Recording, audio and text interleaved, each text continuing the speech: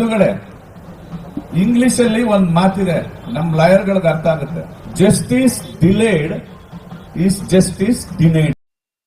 ವೀಕ್ಷಕರೇ, ನಮ್ಮ ಚಾನಲ್ಗೆ ನೀವಿನ್ನು ಹೊಸಬರಾಗಿದ್ದರೆ ಈ ಕೂಡಲೇ ಚಾನಲ್ನ ಸಬ್ಸ್ಕ್ರೈಬ್ ಮಾಡಿಕೊಳ್ಳಿ ಹಾಗೂ ಪಕ್ಕದಲ್ಲೇ ಇರುವ ಗಂಟೆ ಚಿತ್ರದ ಮೇಲೆ ಕ್ಲಿಕ್ ಮಾಡಿ ಮತ್ತು ನಮ್ಮ ವಿಡಿಯೋಗಳ ಮೊದಲ ವೀಕ್ಷಕರು ನೀವಾಗಲು ಆಲ್ ನೋಟಿಫಿಕೇಶನ್ ಮೇಲೆ ಪ್ರೆಸ್ ಮಾಡೋದನ್ನ ಮರೆಯಬೇಡಿ.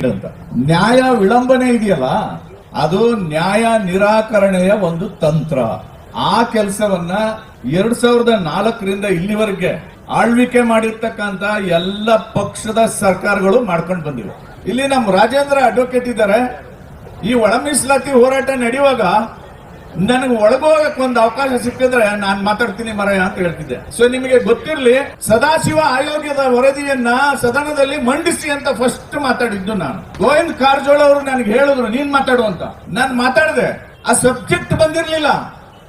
ST ರಿಸರ್ವೇಶನ್ ಸಂಬಂಧಪಟ್ಟಂತ ಒಂದು ವಿಚಾರ ಚರ್ಚೆಗೆ ಬಂದಾಗ ಇದನ್ನ ಎತ್ಕೊಂಡು ಇಲ್ಲಿ ಮಂಡಿಸಿ ಸದಾಶಿವ ಆಯೋಗದ ವರದಿ ಅವೈಜ್ಞಾನಿಕವಾಗಿದೆ ಅಂತ ನಮಗೆ ಕಂಡು ಬಂದ್ರೆ ಸದನಕ್ಕೆ ರಿಜೆಕ್ಟ್ ಮಾಡೋಣ, ಇಲ್ಲ ಸಣ್ಣ ಪುಟ್ಟ ಆಲ್ಟರ್ ಮಾಡ್ಕೊಂಡಿದ್ದನ್ನ ಜಾರಿ ಮಾಡಬಹುದು ಅಂತ ನಮ್ಮ ಗಮನಕ್ಕೆ ಬಂದ್ರೆ ಜಾರಿ ಮಾಡೋಣ. ಒಂದು ಗೊಂದಲ ಸೃಷ್ಟಿ ಮಾಡ್ತಾ ಇದ್ದಾರಲ್ಲ, ಆದಿ ದ್ರಾವಿಡ, ಆದಿ ಕರ್ನಾಟಕ, ಆದಿ ಆಂಧ್ರ, ಇವರು ಯಾವ ಜಾತಿಯವರು, ಇವರು ಒಲೆಯರೋ ಮಾದಿಗರೋ ಅಂತ ಕಂಡುಹಿಡಿಯೋದು ಗೋಜಲಾಗಿದೆಯಲ್ಲ. ಅದಕ್ಕೆ ಒಂದು ಕ್ಯಾಬಿನೆಟ್ ಸಬ್ ಕಮಿಟಿ ಮಾಡಿದ್ರು. ಮಾಧುಸ್ವಾಮಿ ಅವರ ನೇತೃತ್ವದಲ್ಲಿ, ಲಾ ಮಿನಿಸ್ಟರ್ ಅವರ ನೇತೃತ್ವದಲ್ಲಿ ಒಂದು ಕ್ಯಾಬಿನೆಟ್ ಸಬ್ ಕಮಿಟಿ ಆಯಿತು. ಮಾಧುಸ್ವಾಮಿ ಅವರ ನೇತೃತ್ವದ ಕ್ಯಾಬಿನೆಟ್ ಸಮಿತಿ ಸದಾಶಿವ ಆಯೋಗದ ವರದಿ ಮತ್ತು 2011ರ ಸೆನ್ಸಸ್ ಇದನ್ನ ಎತ್ಕೊಂಡು ಹೋಗಿ ಹೋಗಿ ಹೋಗಿ ಹೋಬಳಿ ಲೆವೆಲ್ ಅಲ್ಲಿ ಅನಲೈಸ್ ಮಾಡಿ ಕೊನೆಗೆ ಒಂದು ತೀರ್ಮಾನ ಮಾಡಿದ್ರು. ಏನು? ಮಾದಿಗ ಮತ್ತು ಮಾದಿಗ ಸಂಬಂಧಿತ ಜಾತಿಗಳಿಗೆ 6%, ವಲಯ ಮತ್ತು ವಲಯ ಸಂಬಂಧಿತ ಜಾತಿಗಳಿಗೆ 5.5%, ಬೋವಿ ಲಮಾಣಿ ಕೊರ್ಚ ಕೊರಮಾಯಿ ಸಮುದಾಯಗಳಿಗೆ 4.5%, ಅಲೆಮಾರಿ ಅರೆ ಅಲೆಮಾರಿ ಸಮುದಾಯಗಳಿಗೆ 1% ಅಂತ ನಿಗದಿ ಮಾಡಿದ್ರು. ವಲಯರಿಗೂ ಮಾದಿಗರಿಗೂ 0.5% ಕಡಿಮೆ ಹಾಕಿದೆ. ಅಂದ್ರೆ 2011ರ ಸೆನ್ಸಸ್ ಮತ್ತು ಸದಾಶಿವ ಆಯೋಗದ ವರದಿ ಇದೆರಡನ್ನು ಕಂಪೇರ್ ಮಾಡುವಾಗ ಡಿಫರೆನ್ಸ್ ಬಂದಿದ್ದು ಎಷ್ಟು ಅಂದ್ರೆ 36,000.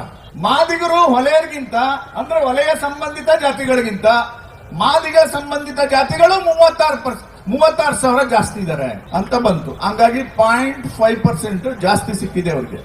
ಎಲ್ಲರೂ ವಲಯರು, ಮಾದಿಗರು, ಬೋವಿಗಳು, ಲಂಬಾಣಿಗಳು, ಕೊರ್ಚರು, ಕೊರಮರು, ಅಲೆಮಾರಿಗಳು ಎಲ್ರಿಗೂ ಹೇಳ್ತಾ ಇದ್ದೀನಿ, ಈ ಒಳ ಮೀಸಲಾತಿಯ ತತ್ವ ಇದೆಯಲ್ಲ, ಆ ತತ್ವ ಸಂವಿಧಾನದ ತತ್ವ. ಆ ತತ್ವವನ್ನ ನನ್ನ ರಾಜಕೀಯ ಗುರುಗಳಾದಂತ ಮಾನ್ಯವರು ಕಾಂಚೀರಾಮ್ ಸಾಹೇಬರು ಯಾವ ಭಾಷೆಯಲ್ಲಿ ಹೇಳ್ತಿದ್ರು ಅಂದ್ರೆ, ಜಿಸ್ಕಿ ಜಿತನಿ ಸಂಖ್ಯಾ ಬಾರಿ ಉಸ್ಕಿ ಉತನಿ ಭಾಗ್ಯದಾರಿ. ಯಾರ್ಯಾರ ಜನಸಂಖ್ಯೆ ಇದೆಯೋ ಅಷ್ಟು ಪಾಲು ಅವ್ರಿಗೆ ಕೊಡಬೇಕು ಅನ್ನೋದು ಸಂವಿಧಾನದ ಆಶಯ, ಸಂವಿಧಾನದ ತತ್ವ. ಆ ಕೆಲಸವನ್ನ ಇವತ್ತು ಮಾಡಬೇಕಾಗಿದೆ. ಈ ಆದಿ ದ್ರಾವಿಡ, ಆದಿ ಕರ್ನಾಟಕ, ಆದಿ ಆಂಧ್ರ ಕನ್ಫ್ಯೂಷನ್ ಇದೆಯಲ್ಲ, ಮುಂದೆ ಆಗ್ತಕ್ಕಂಥ ಸೆನ್ಸಸ್ ಅಲ್ಲಿ ಅದನ್ನ ಸರಿ ಮಾಡ್ಕೊಳ್ಳೋಣ. ಆ ಕಂಡೀಷನ್ ಮೇಲೆ ಒಳ ಮೀಸಲಾತಿಯನ್ನ ಜಾರಿ ಮಾಡಿ. ಇದಕ್ಕೆ ಮಾಡೆಲ್ ಅಂದ್ರೆ ತೆಲಂಗಾಣ. ಕಾಂಗ್ರೆಸ್ ಸರ್ಕಾರ ಎಷ್ಟು ಬೇಗ ಸಾಧ್ಯ ಅಷ್ಟು ಬೇಗ ಈ ಒಳ ಮೀಸಲಾತಿಯನ್ನ ಜಾರಿ ಮಾಡಿ, ಈ ಒಳ ಮೀಸಲಾತಿ ಜಾರಿ ಆಗೋದಕ್ಕೆ, ಜಾರಿ ಆಗ್ಬೇಕು ಅನ್ನೋದು ನನ್ನ ನಿಲುವು, ನನ್ನ ಬದ್ಧತೆ. ಅದೇ ಅಂಬೇಡ್ಕರ್ ವಾದ. ಜೈ ಭೀಮ್, ಜೈ ಭಾರತ್. Thank you.